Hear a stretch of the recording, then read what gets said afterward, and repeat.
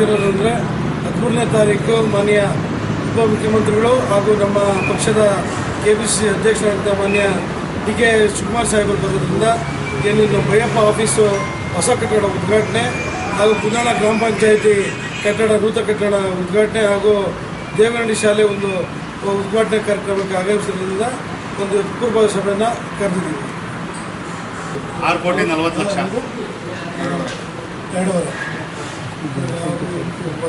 ಸುಮಾರು 10 ಕೋಟಿ ರೂಪಾಯಿನ ಒಂದು ಅಂದಾಜು ವೆಚ್ಚದ ಕಾಮಗಾರಿಗಳು ಇವತ್ತು ಉದ್ಘಾಟನೆಗೆ ಮೊನ್ನೆ ಉಪಮುಖ್ಯಮಂತ್ರಿ DK ಶಿವಕುಮಾರ್ ಅವರು ಹಾಗೂ ನಮ್ಮ ಆಹಾರ ಮತ್ತು ನಾಗರಿಕ ಸರಬರಾಜು ಸಚಿವರಾದಂಥ ಮಾನ್ಯ KH ಮುನಿಯಪ್ಪನವರು, ಕಂದಾಯ ಸಚಿವರಾದಂಥ ಮಾನ್ಯ ಕೃಷ್ಣ ಬೈರೇಗೌಡರು ಹಾಗೂ ನಮ್ಮ ಗ್ರಾಮಾಂತರ ಜಿಲ್ಲೆಯ ಎಲ್ಲ ಶಾಸಕರು ಬರ್ತಾ ಇದ್ದಾರೆ. ಎಷ್ಟು ಜನಸಂಖ್ಯೆ? 10,000 ರಿಂದ 15,000 ಜನ ಸೇರಿದಂತೆ 15,000 ಜನ ಸೇರಿದಂತೆ ಏನಿಲ್ಲ. ಇವತ್ತು ನಮ್ಮ ಸರ್ಕಾರ ಸಾಧನೆ ಇವತ್ತು ಅವೆಲ್ಲ ನೋಡಿದ್ರೆ DK ಶಿವಕುಮಾರ್ ಬರ್ತಾವ್ರು ಅಂತಂದರೆ ನಮಗೆ ಎತ್ತಿನೊಳೆ ಎಲ್ಲ ಒಂದು ಕಡೆ ಒಂದು ಇನ್ನು ನಿಧಾನಗತಿಯಲ್ಲಿ ಬರ್ತಾಯಿತ್ತು. ಅದನ್ನು ಇವತ್ತು ಬರೋದ್ರಿಂದ ನಾವು ಹೆಚ್ಚಿನ ಜನ ಸೇರಿ ಅವರಿಗೆ ಹುಮ್ಮಸ್ಸು ತುಂಬಿ ಎತ್ತಿನೊಳೆ ಪ್ರಾಜೆಕ್ಟ್ನ ಕಂಪ್ಲೀಟ್ ಮಾಡೋದಕ್ಕೆ ಕೂಡ ಒಂದು ವೇದಿಕೆ ಆಗ್ತದೆ ಅಂತ ನಮ್ಮ ಭಾವನೆ.